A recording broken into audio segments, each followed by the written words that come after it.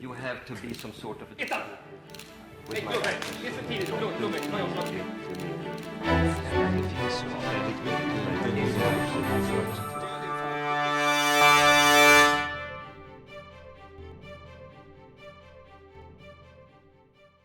Nuestra realidad es tan absurda que al verla reflejada en un escenario o al vernos nosotros en un espejo nos da risa y dice, sí, sí, sí, es que es absurdo la manera en que somos. Y sí hay una parte de deshumanización por la cotidianidad del horror. Estamos viviendo una cotidianidad del horror que hace que ya no nos conmovamos con ciertas cosas. En algún momento yo hablaba con alguien y yo decía, en México hay masacres, en Colombia hay masacres, pero me da la sensación que las masacres en México tienen dirección de arte. Porque, por ejemplo, uno ve una montaña y hay 12 decapitados y todos los cuerpos los dejan al borde de tal manera que hay 12 hilos de sangre que es una acción plástica. Nos importa mucho lo visual. Uno decía, es una locura. En Colombia matan y ya los dejan ahí tirados, pero aquí 45 muertos dentro de una camioneta. Entonces es un performance, es un performance. Es un performance del horror. Y uno decía, ¿de dónde viene eso? Es una capacidad que, porque en eso está implícito el humor. Está implícito como un humor aterrador. Sí, 15 cuerpos colgados en la avenida.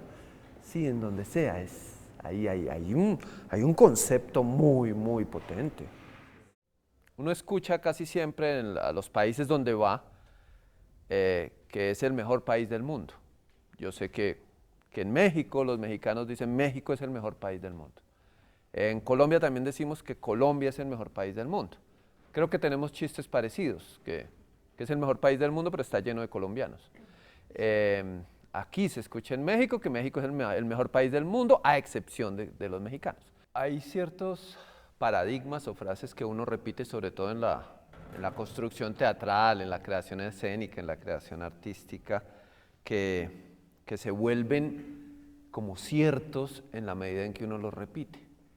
Sobre todo en el teatro, uno escucha permanentemente cosas en los ensayos o cosas en los directores como necesito más fuerza en su personaje. Necesito ritmo, el personaje no tiene ritmo. O presencia, o sea, ese personaje no tiene presencia, necesito presencia. Y empiezan a hacer como frases, como palabras, como expresiones que se repiten y uno no sabe de dónde viene y empieza como a interpretarlas, pero en realidad tienen múltiples interpretaciones. Y todo viene desde el principio.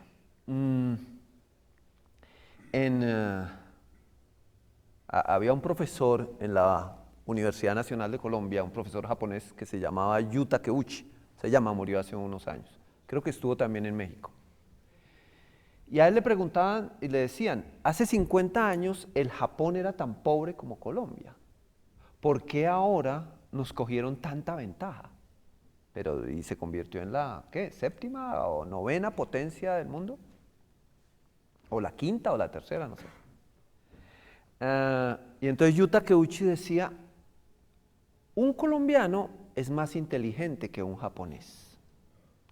2 japoneses son mucho más inteligentes que 2 colombianos, porque se saben asociar y se saben juntar.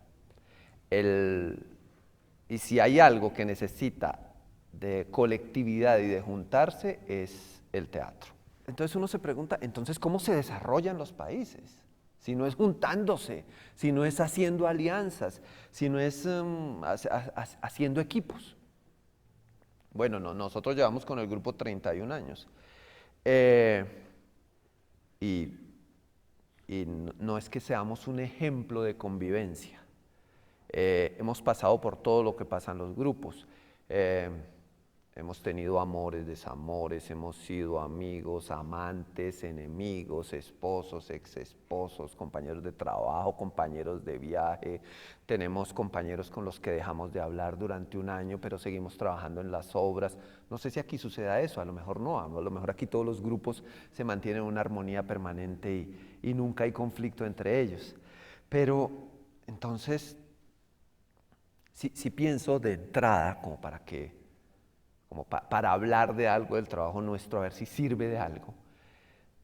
Es que uno de los talentos de los equipos es saberse asociar, es saber tener equipos, es saber tener sociedades. Entonces, ¿cómo se buscan las sociedades? No con alguien que jamás te confronte, no creo, o tampoco como hablábamos esta mañana en el desayuno, no con alguien que siempre te confronte y que no te deje avanzar. Si es con alguien que se pueda confrontar y seguir adelante. Porque, digamos, nuestra tarea como dramaturgos es la creación de conflictos. A raíz del conflicto político en Colombia se crean carreras que se llaman resolución de conflictos. Yo creo que nuestro trabajo es creación de conflictos. Nosotros no venimos a resolver nada, sino a crear los conflictos y a hacerlos palpables y hacer que eso se pueda ver. Por ejemplo, si a mí me dijesen, ¿cómo te gustaría figurar en los programas? Actor a cargo de la dirección, ¿no? Y, por ejemplo, cuando en la universidad me citan para una mesa de examen y demás, docente, el profesor, sería actor a cargo de este grupo de entrenamiento actoral.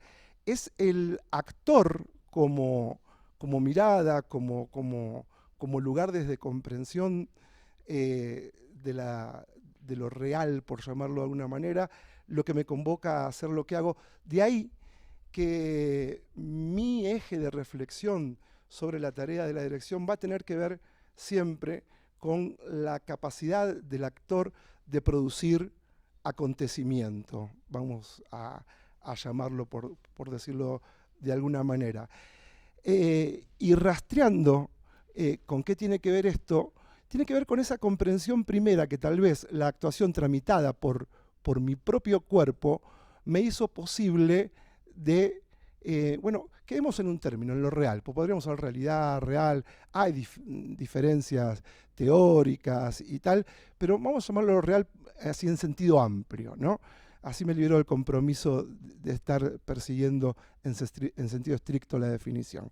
Entonces digo, hubo algún momento donde yo era adolescente, creo, que en una familia, como les contaba, con una madre maestra y un padre, nada, trabajador, comerciante, familia de una clase media, se celebraba mucho lo intelectual, ¿no?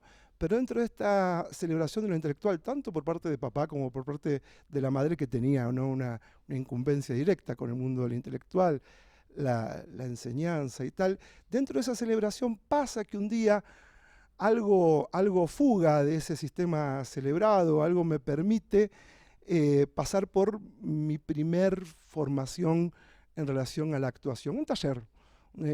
Las escuelas en ese momento, digo porque no es algo que ha seguido con la misma constancia, tenían talleres de teatro, talleres de actuación, y un taller de teatro yo creo que me dio la comprensión de dos cosas que hasta el momento determinan mi tarea como director.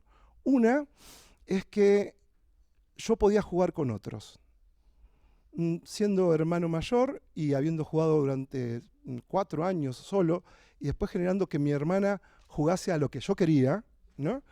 Llego a este taller de actuación y así de un modo radical, porque yo había jugado con otros chicos, por supuesto, antes del taller de actuación, pero de un modo radical y en un sistema completamente diferente a de los juegos que podía tener en el patio de la escuela y demás, empiezo a jugar dándome en cuenta de la necesidad de esos otros para armar el juego, ¿no? Ya no era ese unicato de esos primeros 4 años de hijo único, después impuesto a la hermana, sino que aparecía en el juego de ese taller primero de teatro la posibilidad de algo determinante para el resto de mi vida, que era, existe la posibilidad de un otro con quien jugar, ese otro tiene propuestas y en algún punto me permite un descentramiento, llamémoslo, por buscar algún término, de mí mismo. Me abre a otras fantasías, abre mundos. Hasta el día de la fecha, hoy hablamos en el desayuno con los colegas, yo soy de esos directores que me gusta mucho abrirme a mundos que ahora tienen que ver con el mundo de no solamente de los actores, sino con el mundo de los autores. En Buenos Aires hay una tradición muy importante de dramaturgos que dirigen sus propias obras y está muy bien. Pero vemos unos 4 o 5 que vamos quedando, que nos gusta mucho entrar en esos mundos ajenos, y a mí no puedo evitar relacionarlo, este hecho, con la posibilidad de haber entrado en ese mundo de esos otros, en ese taller de teatro primero que tomaba cuando adolescente. Ahí queda para mí marcada una situación física, corporal, de necesidad de los otros para armar juego, que no viene dado por esto que se celebraba tanto en la familia, que era el acceso al conocimiento a través de la racionalidad, de lo intelectual, como lo legítimo, el camino celebrado, ¿no? Han pasado cosas impresionantes, como que es muy común que la gente diga, no sé de qué me reí, que me encanta. Es una reacción que me encanta. Me reí durante mucho tiempo, pero ya no he debido reírme. Quiero volverla a ver otra vez para no reírme, ni una sola vez. Hay gente que deliberadamente dice, ¿por qué se reía esta gente? ¿Son estúpidos o qué es lo que le pasa? ¿Por qué se reían? Entonces pasan todas las emociones. Somos una sociedad ambigua, somos una sociedad contradictoria. Uno puede ir en su carro y cruzarse un semáforo en rojo y el policía de tránsito pararlo y uno darle una coima, una mordida, y dice, por favor déjeme ir, que es que tengo un ensayo porque estamos en una obra contra la corrupción. Sí, por favor tome acá. Sí, recíbame esto, que es que necesito ir a ensayar la obra contra la corrupción. Sí, hacemos eso, lo hacemos permanentemente, y eso nos da risa y nos da vergüenza. En las escuelas, yo me acuerdo en la escuela de teatro que uno escuchaba mucho mire, si trae problemas, por favor déjelos en la puerta y entra al ensayo. Uno decía, ¿en serio? Cuando lo correcto sería decir, si trae problemas, éntrelos, porque esa es la materia prima con la que nosotros trabajamos acá, porque trabajamos con historias, con emociones, con relatos, con desprendimiento, con rompimiento, no para que entre y miremos su caso y hagamos una sesión de psicoanálisis, sino porque no nos podemos apartar de la vida. Lo del retiro para la creación a mí me parece una cosa extrañísima. Me voy a retirar tal vez para ver la sociedad desde una distancia brechtiana, o de qué se trata el retiro. Yo sí creo que uno tiene que estar en el centro del conflicto para hablar del conflicto. Tiene que estar donde suceden las cosas. Entre decir la verdad y el pensamiento genuino hay una distancia muy cortica. Eso de a mí no me importa la crítica está dentro de la misma serie de frases de las que estoy hablando y con las que quiero empezar, que dicen, a mí no me importa el público. Uno escucha a muchos colegas que dicen eso, a mí no me importa el público, a mí no me importa el resultado, a mí lo que me interesa es el proceso. Uno escucha permanentemente eso. Lo importante no es el resultado, eso es ser resultadista. A mí me interesa el proceso. Son posiciones respetables. En mi caso y en el trabajo que hacemos con el grupo, a mí sí me interesa el grupo. Si pongo el paralelo con un escritor sería, a mí no me interesa terminar mi novela, a mí no me interesa que la publiquen, a mí no me interesa que nadie la lea, a mí no me interesa que esté en librería, a mí lo único que me interesa es el proceso de escritura. Creo que no, ahí estamos muy desequilibrados. Hay como dentro del ambiente teatral y dentro del espacio teatral, hay como un odio hacia las actividades económicas y comerciales, y estoy hablando específicamente de la plata, no del pensamiento. Hay como un rechazo a eso. No queremos ser mediocres en ningún campo de la creación, ni en la escritura, ni en la actuación, ni en la puesta, ni en el arte. Nada queremos ser mediocres, pero con la plata sí. Pero con la consecución de recursos sí somos mediocres. Por ejemplo, uno escucha que Cortázar decía que uno no debería comenzar a escribir hasta que no tuviera la historia ya terminada en la cabeza. Hombre, ¿en serio? ¿En serio? ¿Cuántas obras no hemos empezado a escribir sin saber para dónde vamos? Y resultan funcionando. ¿Cuántos grandes dramaturgos no han empezado en talleres o donde sea escribiendo piezas que no tenían ni adelante, ni atrás, ni pasado, ni presente, ni futuro? Que no tenían la historia en la cabeza. O sea, ¿yo tengo que saber mis finales? No. Pues sí, Cortázar es de un tamaño enorme. Pues no es mi tamaño. No tengo ese tamaño. Hago algo que se acomode a mi tamaño. García Márquez, otro grande, decía que él no tomaba apuntes. Que lo verdaderamente importante era lo que quedaba en la cabeza, hasta que se acumulaba y uno tenía que sacarlo. Pues bueno, muy respetable, y sí, pues mire todo lo que escribió. Pero hombre, que no voy a tomar apuntes, se me olvidan todas las ideas.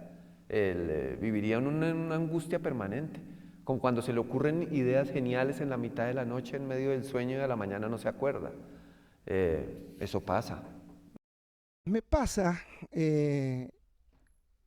en algunas prácticas mías como director de hace mucho tiempo, atrás por suerte, y algunas secuelas que todavía arrastro, de haberme encontrado con un material muy bonito que tenía ganas de dirigir y que de un modo muy infantil lo primero que generaba era una explicación, un análisis que me permite entenderlo para poder explicarlo. Y ahí me encuentro con una secuencia nuevamente escolar. Digo, gran parte de la educación, creo que en muchos lugares del mundo, ha tenido que ver con, por años, ponernos a entender unos textos que era para entenderlos, para comprenderlos, para luego explicárselos a otro que nos iba a aprobar o desaprobar en esa explicación, ¿no? Gran parte de la escuela que nosotros llamamos allí primaria o secundaria ha consistido en entender cosas para explicárselos a otros. Yo creo que a veces, sin ser críticos de ese comportamiento, seguimos luego en algunas prácticas que nos interesan desde otro lugar, repitiendo esos esquemas. Y hay algo que queda repitiéndose de un modo absurdo, tal vez porque es cómodo, tal vez porque replantearse algo en ese punto implicaría una puesta en crisis tan grande que mejor sigamos en esa rueda, sobre todo si lo que explicamos es políticamente correcto, ¿no? Sobre todo si lo que mi montaje, por ejemplo, explica es políticamente correcto, coincide con todo lo que ustedes van a estar pensando de aquel lado, sigamos explicando para qué poner en crisis estas cuestiones.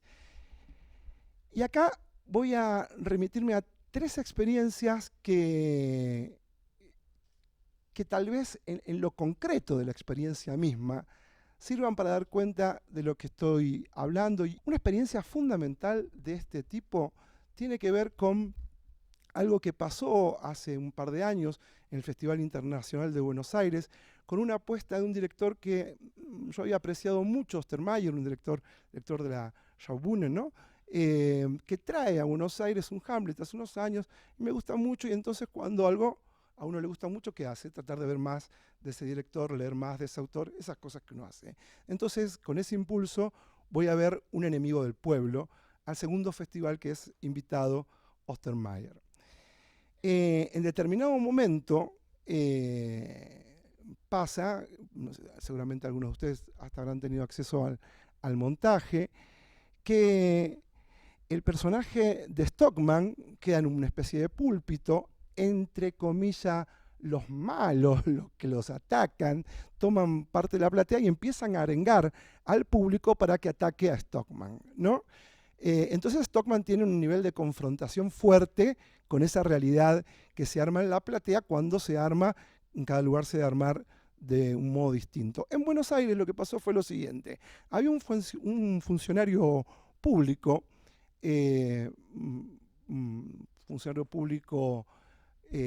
¿cómo decirlo?, muy atacado, vamos.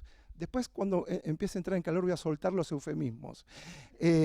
Muy atacado por ese momento, muy cuestionado en su gestión, que es uno de los que decide hablar con Stockman y en relación a lo que se empezaba a formar en la platea como terreno de debate. ¿Qué pasó? Alguien, cuando este funcionario público habla, dice: callate, hijo de puta, que vos, en un nivel de agresividad y de violencia que era absolutamente coherente con la continuidad dramática de lo que el espectáculo planteaba. Esto hace que empiecen a surgir ataques y defensas en la platea, una batalla campal. Una batalla campal que implica que algunos empiecen a parar en la platea y empiecen a estar al borde de irse a las manos, casi. Me pareció una maravilla. Hacía mucho tiempo que en esa sala, que es una sala muy importante de Buenos Aires, la sala Martín Coronado del Teatro San Martín, no había algo en términos de acontecimiento de decir, esta gente está acá, estar, no está en ningún otro lado. Esta gente está acá y algo les está pasando. La platea, los actores, los alemanes con un miedo terrible de qué pudiese pasar en esta platea que se desmadró, ¿no? Y uno muy entusiasmado con formar parte de esa contienda, ¿no? Yo no les digo que ya me arremangaba para probar algún golpe, pero el cuerpo se predisponía a eso. Es decir, había un estar que generaba en el cuerpo necesidades que invitaban a la acción. Una maravilla para lo que uno viene investigando de lo que le pasa a un cuerpo cuando actúa. Para mí eso era una maravilla. Una maravilla que es apagada brutalmente, violentamente, con las artes de la espectacularidad. Porque este señor alemán empieza a subir la música a mucho volumen, baja las luces de la platea donde tenía lugar la contienda, deja una luz muy clara haciendo foco exclusivo sobre Stockmann, y Stockmann es intervenido por una especie de pseudo Pollock que lo deja en el armado de una imagen de alto impacto y fascinación, y entonces todos nosotros, absolutamente fascinados por la espectacularidad, casi una espectacularidad de la industria del entretenimiento, de esa espectacularidad que seguramente Ostermayer critica en el contenido de la obra misma, el procedimiento de acallar a la platea desmiente en un punto el planteo, si se quiere, ideológico de la pieza misma, y todos calmos volvemos a ser un delicioso rebaño que disfrutamos de todos los que los alemanes tienen para venir a explicarnos. Teatro de la explicación. El conmoverse tiene muchas variantes. Nos conmovemos con que a una mujer en Uganda le estén quitando el clítoris, pero no con que 12 niños al mes se estén muriendo de hambre en una región apartada del país. Entonces, es una cosa muy rara. Mientras más cercano, más lejano. Sí, entonces eso es un chiste. ¿En serio me estás diciendo? Vamos a hacer una marcha por las mujeres de Namibia que les están quitando el... Hombre, sí, pues que embarrada, lástima, pero espérate, me estás echando un chiste, eso es un chistoso, man. El enemigo más grande que puede tener el teatro es el aburrimiento, porque el público una vez se sienta, lo primero que quiere es irse. Y entonces, ¿cuál es el antídoto para el aburrimiento? ¿Echar chistes toda la obra? ¿O solamente hacer comedias? No,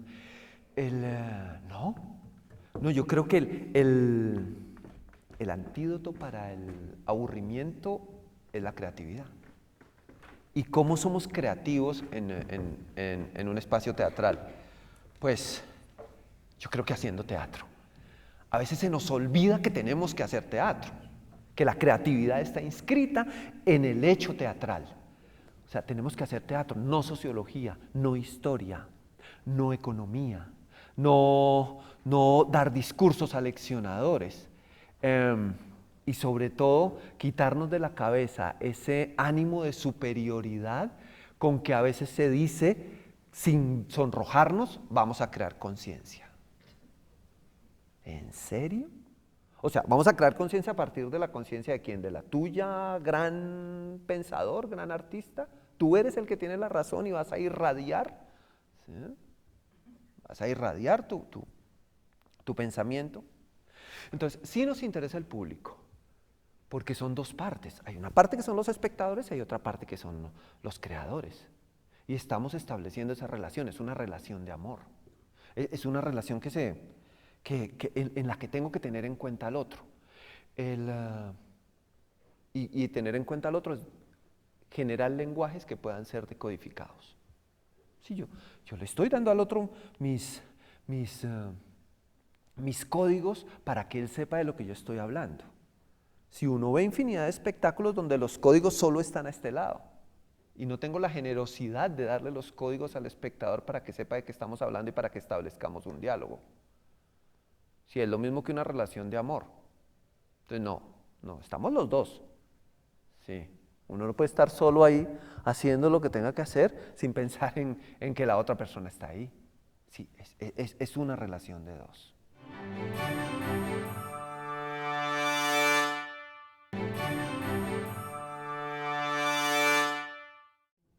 ¿Cómo voy a establecer el lenguaje si voy a aprender un cigarrillo? Entonces, si cojo acá esto, acá un lápiz o lo que sea y hago, ya estoy estableciendo un código. En la siguiente escena no voy a sacar un encendedor, porque siento traicionado. Y si llega alguien a que le prenda un cigarrillo, voy a hacer así. Y tengo que tener esto. Y estoy estableciendo códigos con el público que me está entendiendo. Si en algún momento hago esto y no hago, estoy traicionando los lenguajes que yo estoy estableciendo. Entonces, cuando digo no seré aburrido, entonces es ser generoso. Es utilizar el teatro para hacer teatro, no para hacer otra cosa, porque para eso fuimos contratados. Si hubiéramos sido contratados para dar clases de historia, pues haríamos historia. No quiero decir que por medio del teatro no se cuente historia, que por vía indirecta no se pueda hacer antropología, sociología, política, lo que sea. Pero hay un punto principal y es el drama. Yo vengo aquí a contar dramas. Dramas en la medida que quiera, multiplicados en 7 niveles, con una estructura en espiral, con estructuras paralelas, sin textos, con actores, como quiera. Pero yo vengo aquí al drama. Ante la pregunta de dónde sale la pasión por el teatro, no venimos de familias de artistas, ni Marcela ni yo. Nuestros papás no eran ni escritores, ni historiadores, ni formaban parte del mundo intelectual, ninguno era músico, poeta, escritor, no veníamos de ahí. Entonces, ¿de dónde ese accidente? ¿Y de dónde el tono en el que se empiezan a hacer nuestras obras? Nosotros hablamos de masacres, violaciones, desplazamientos, mutilaciones, descuartizamientos, violaciones, como de cadenas de horrores sin hacer énfasis en el horror. Hemos hecho el Tito Andrónico sin una gota de sangre y sin un hecho de violencia dentro del escenario. La Vía del Liebre, que es la última pieza, como ustedes pueden ver, hay elementos de horror. Y paradójicamente en nuestras piezas siempre aparece el humor. No porque estemos haciendo chistes a raíz del dolor de las víctimas, sino porque aparece naturalmente, porque nuestras sociedades lo producen. ¿De dónde sale eso? Como debe haber alguna razón. Y creemos que deriva de dos cosas, del momento histórico y de la vida familiar. Uno no puede separarse de eso. Hace unos años montamos una pieza que se llamó El vientre de la ballena, que hablaba de vientres de alquiler y de tráfico de niños. Y había una premisa muy particular, y era que un tipo le decía a una señora de un barrio popular, dentro de la obra, estoy resumiendo, le decía, su hija tiene 13 años. En 3 años, ella va a estar sin dientes, va a ser drogadicta, va a estar embarazada, va a pertenecer a una banda delincuencial, va a ser una madre soltera o se va a dedicar a las drogas, va a tener una salud deficiente y su vida va a ser absolutamente corta. Le propongo esto, entréguemela 3 años, entréguemela esos 3 años donde ella se va a destruir, entréguemela. Yo la incluyo en un centro de prostitución, ella va a recibir solo los clientes que quieran, no se permite alcohol, no se permiten relaciones sin condón, no se permite violencia y solamente que la vamos a vender por su edad como virgen. Todas las veces vamos a engañar a los clientes y la vamos a vender como virgen. En 3 años yo le devuelvo a su niña intacta, sin ningún daño físico, con la dentadura perfecta, con ahorros, con un seguro de estudio y posiblemente con un futuro más promisorio que el que va a tener. ¿Qué prefiere pensando de aquí a 3 años? ¿El panorama que yo le pinté o este que le estoy planteando? decida usted, no la estoy forzando a nada. El actor que interpretaba el personaje un día me dice, yo estoy de acuerdo con mi personaje, ¿para qué dejar a esa niña allá? Traigámosla acá. Yo decía, no, espere, entienda que es una trampa, que todo el argumento es absurdo, así como matemos a estos, violemos a esto, pena de muerte. Es un argumento tramposo, porque lo que está pasando es que nos están obligando a hacernos esas preguntas. Yo no tengo por qué hacerme esa pregunta, un momentico, la pregunta viene más atrás. ¿Dónde empieza la fractura para que yo me tenga que hacer esta pregunta? ¿Dónde empieza la fractura para que yo tenga que empezar a dividir entre buenos y malos? Ahí es donde empieza la pregunta. Es absolutamente peligroso. El llegar con elementos concretos al montaje me parece muy difícil, así como empezar a escribir un relato cuando ya lo tengo terminado en la cabeza. A mí me parece absolutamente complicado y me parece que en nuestras sociedades es absolutamente complicado, sobre todo porque nuestra creatividad es múltiple y hay tanta creatividad que hay que empezar a hacer hay que tener un eje de selección muy potente. Para nosotros el trabajo de mesa es absolutamente extraño. Yo sé que aquí se hace mucho. Yo sé que aquí el trabajo de mesa tiene mucha reputación porque yo he dirigido en México y me dicen, ¿y cuándo empieza el trabajo de mesa? Y yo digo una semana antes del estreno, que es cuando ya tenemos elementos para poder sacar adelante eso. El análisis del texto me parece muy peligroso porque una cosa es lo que dice la letra escrita y otra cosa es lo que sucede en el escenario. Y vuelvo y lo comparo con una relación. Establezco una relación con una mujer y te digo, bueno, entonces vamos a poner ciertas reglas, ¿no? Anal no, solamente hay penetraciones, no muy duro al principio, por favor, despacio, los besos no muy largos porque me ahogo. Lo de la horcada antes de la eyaculación, 1 o 2 veces a la semana, sí, vamos a trabajar esto, o ven, conozcámonos, mi papá me tocaba cuando niña, entonces por favor, no te pongas muy fuerte. O sea, es imposible. Yo creo que uno habla de cómo le está yendo por ahí después de un tiempo. Bueno, mira, esto por acá no, o sea, no, ya, después de una palmada la segunda ya duele, o sea, con calma. Ese trabajo de mesa yo creo que se tiene que hacer cuando ya esté desarrollándose, cuando el grupo vaya avanzando, cuando el equipo vaya avanzando. El teatro, yo puedo decir que es un territorio de neutralidad, en la medida en que yo tengo una posición política como autor, pero no puedo obligar a los personajes a que tengan la mía. Todos los personajes, cuando digo un territorio de neutralidad, es que todos los personajes tienen que tener las mismas garantías discursivas, o si no, no hay conflicto. Si yo pongo buenos y malos, estoy muerto. Si yo pongo buenos y malos, no le estoy haciendo ningún favor a las víctimas. Si yo pongo buenos y malos, no estoy desarrollando la sociedad y me estoy poniendo en un pedestal al cual yo no debo estar. Porque yo a lo mejor también tengo algo de paramilitar. A lo mejor yo también tengo algo de violador, a lo mejor yo también tengo algo de asesino. No lo voy a hacer, pero estoy cohonestando. Con el simple hecho de decir un chiste, tal vez. O de hacer un comentario sexista o racista. En ese momento yo estoy cohonestando con la violencia y con el dolor.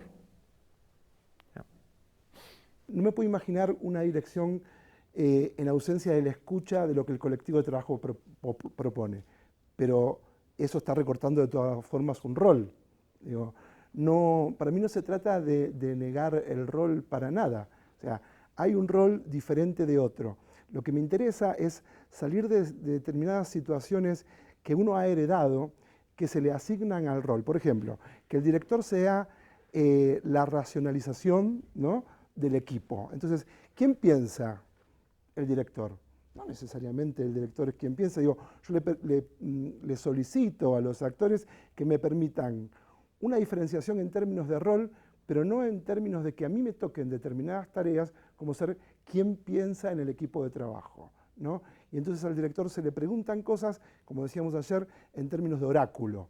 El director es el que tiene un saber. Y yo lo que digo es, yo quiero dar un derecho al actor a no saber, pero también quiero tener un derecho de no saber. Y crear desde esa situación me abisma mucho más que usar lo que uno puede traer como zonas de estudio, de experimentación previa, o lo que tiene que ver con el encuentro con el otro en el vivo del ensayo, como situación que aplaque la angustia de estar en una situación de incertidumbre cada vez. Entonces digo, no es cuestión de negar el lugar de la dirección, ese rol, sino de permitirse la circulación colectiva de un no saber, de donde el director va a seguir ejerciendo un rol que recorta su función, pero que de todas formas intenta correrse de ciertas herencias que hasta tienen que ver con cómo lo piensa lo que está por fuera del ensayo, lo que está por fuera de la producción misma y que tiene que ver con, por ejemplo, los círculos académicos, la prensa. Por ejemplo, es muy claro en Buenos Aires que cuando no hay una figura, me refiero a un actor conocido, mediático, en una compañía, el que va a hacer todas las notas es el director. Y una vez le pregunté a un periodista, ¿por qué las notas van todas al director? Porque es el que piensa, ¿no? Yo no quiero tener el derecho a no saber, quiero tener un derecho a estar en un ensayo de un lugar tan sensible como el del actor, y desde ese lugar de sensibilidad ahí sí tengo una convicción muy fuerte que hay tantas posibilidades de crear desde ese lugar de incerteza como desde el viejo lugar donde al director, incluso aún hoy en algunos procesos de formación, se le dice, vos tenés que llegar al ensayo sabiendo cuál es la estructura de la obra. El papel del director en Europa y el papel del director en Latinoamérica se entienden desde posturas diferentes. Y a mí el enfoque de ese estudio lo quería hacer fundamentalmente desde el punto de vista del director, desde el punto de vista del teatro como centro dinamizador de ideas y de denuncia de ideas, etc., ¿no? Bueno, hecha esta introducción, claro, yo a lo que voy es por qué me surgió esa separación del Atlántico entre Europa y Latinoamérica. Pues fundamentalmente el motivo fundamental era en que en Latinoamérica el planteamiento es el que se acaba de hacer, el que se ha hecho en las charlas anteriores, mientras que en Europa, hablo de Centro Europa, hablo de Francia, hablo también de España y desde luego de los países del este, el director llega con una obra escogida, en concepción del mundo, con una obra escogida, con una visión del mundo concluyente, con una idea del montaje, con un estilo que él va a desarrollar esa puesta en escena, lo que no impide, lo que no impide que el director sea permeable a las iniciativas, a las sugerencias que en un momento determinado se pueden hacer durante el proceso de ensayos. Pero la mesa de trabajo, creo que la mesa de trabajo se utiliza más en este lado del Atlántico que en Europa, donde el director dice lo que quiere hacer. En Europa un público que muchas veces puede ser más burgués, más indiferente a los hechos que ocurren a su alrededor y que necesita ser removido desde la escena. Removido de la escena a través de una visión de un director, que elige una obra para poner al espectador frente a una realidad que él obviaba. Esto sociológicamente pasa en Europa. Yo percibo, el conocimiento que yo tengo de Latinoamérica es menor, pero percibo que en Latinoamérica muchas veces el teatro surge un poquito en una dirección contraria. Es decir, hay una realidad social que está ahí y que se pasa al escenario para compartirla con los espectadores. En muchos de los espectáculos es el teatro a veces liminar, es los espectáculos muchas veces que hay o que se organizan o que llegan a Europa de Colombia, de Colombia o de Argentina o de otros países, donde se están hablando de problemas que son cotidianos a los espectadores, que son cotidianos a los actores, que son compartidos y que a los espectadores, al europeo, le quedan un poquito ajenos, porque son problemas que no son cuestiones que no conocen. ¿Quién paga el teatro que haces? Nosotros somos una compañía independiente que está ubicada en un teatro municipal. Tenemos una subvención del municipio, del alcalde, y una subvención estatal. Yo no creo que sea muy justo para los ciudadanos de nuestra ciudad que yo utilice ese teatro para hablar de mis problemas personales, porque son muchos. No alcanzaría el presupuesto No del alcanzaría, municipio para tus porque problemas no les personales. interesa. Y eso es una cosa que acontece mucho en mi Sí. país. Tú recibes una subvención estatal y después hablas de tu mundo, de tu vida interior, por muy rica o muy pobre que sea. Yo no me siento en esa posición, creo que eso no hace sentido. O sea, cuando yo estoy escogiendo un repertorio es porque yo creo que vamos a hablar de cosas que interesan a los ciudadanos. ¿Qué fue para eso que se inventó el teatro? Yo, claro que después cuando empiezo a hacer la obra está llena de cosas mías. ¿Por qué hago teatro yo? No hago teatro para hablar de mí, hago teatro para confrontarme con el mundo. Yo estoy siempre por lo menos 15 días al inicio en la mesa con los actores, porque no tengo ni idea de qué voy a hacer. O sea, yo escogí ese texto, después hacemos lecturas y después yo no tengo ni idea de decir tú vete allá, tú vete para allá, tú dale un beso, tú... No tengo ni idea.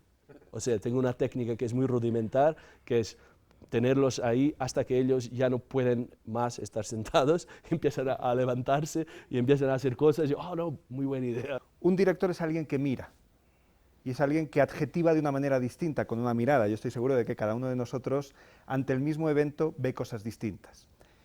Mi experiencia como maestro de directores en muchos lugares del mundo, lo que me ha enseñado es que lo más difícil para un director, para un joven director, normalmente cuando empieza, es ver lo que está pasando por delante de sus ojos y no lo que quería ver o lo que no vio o la frustración de lo que hubiera querido que fuera. Yo, de hecho, siempre hago ejercicios muy insistentes en qué hay, como un niño de 3 años que define qué está pasando, qué ha hecho el actor. Antes de decir si está bien o está mal, antes de establecer un juicio de opinión, ¿qué pasó? ¿Cuál es la materia que tenemos? ¿Cuál es nuestro material escultórico sobre el que podemos ponernos a trabajar? Y creo que en eso estamos todos.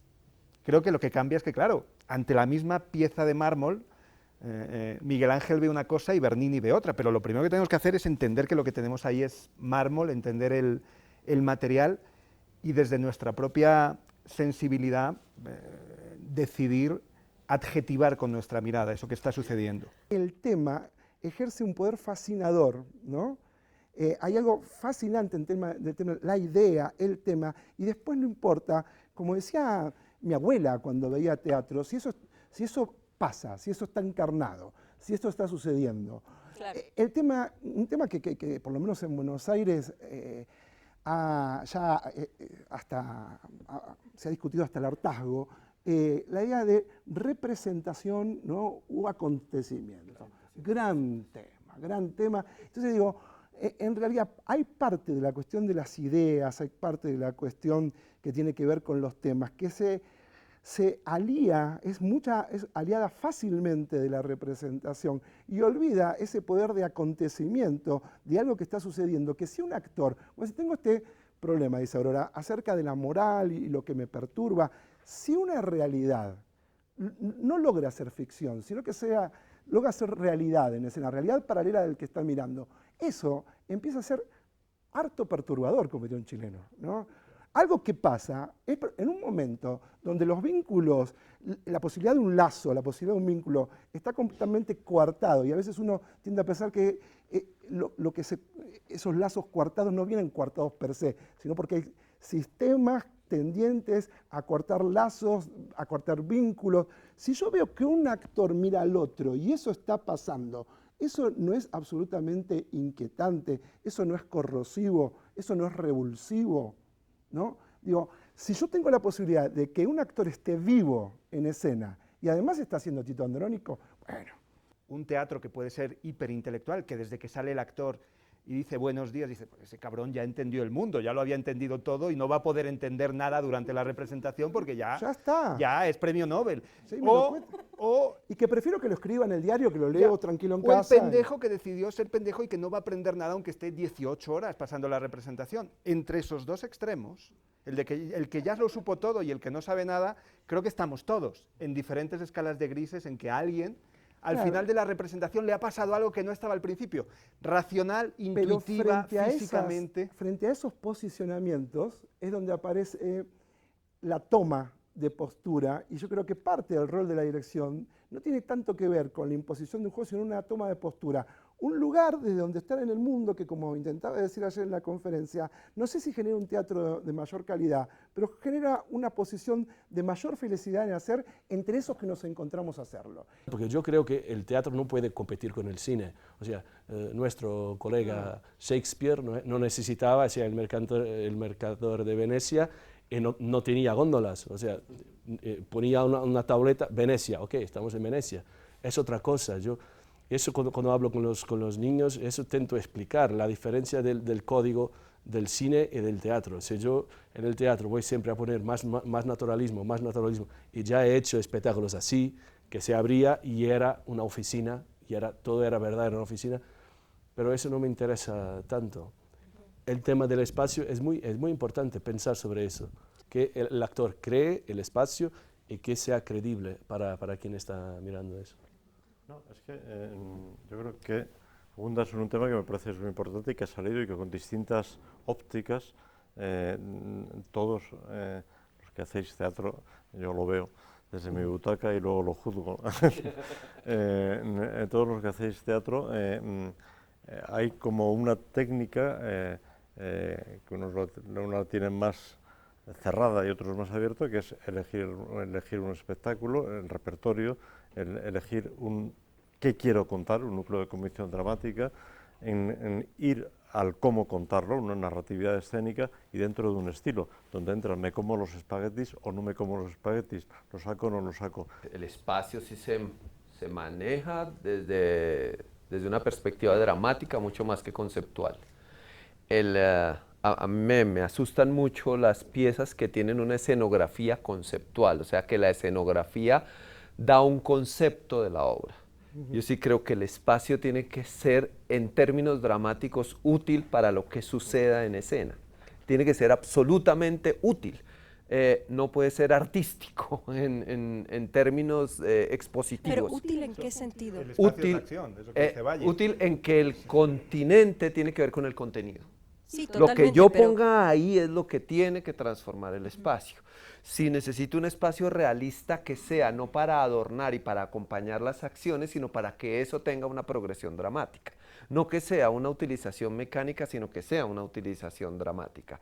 Si yo utilizo, en Mosca, por ejemplo, nosotros utilizábamos todas las frutas para hacer las muertes, para hacer los descuartizamientos. Era el pepino, era tu hijo, aquí está tu hijo, lo va a matar, tac, tac, tac, tac, tac, tac, tac. ¿Sí? La escenografía más realista que hemos tenido es la del Labio de Liebre, porque es una casa, media casa, que nunca habíamos tenido una escenografía realista, pero en este momento lo necesitábamos porque la familia tenía que salir de la nevera, del baño, debajo de la cama, del televisor, tenía que parecer un espacio como de Tennessee Williams, pero que en el momento se empezaba a transformar porque entraba una vaca, entraba una gallina, entraba... Folky, o sea, Tennessee Williams Folky. Si eso lo hubiéramos hecho en un espacio contemporáneo, no hubiera habido contraste. Claro. Sí, pero si un gran conejo entra en una casa normal, o si una gallina entra en una casa normal, ahí sí hay ruptura. Y cuando al final se abre la casa y entra todo el bosque, entonces estamos invadiendo ese espacio de una manera dramática. A mí lo que más me interesa es que ese espacio existe en la medida que está habitado por un actor.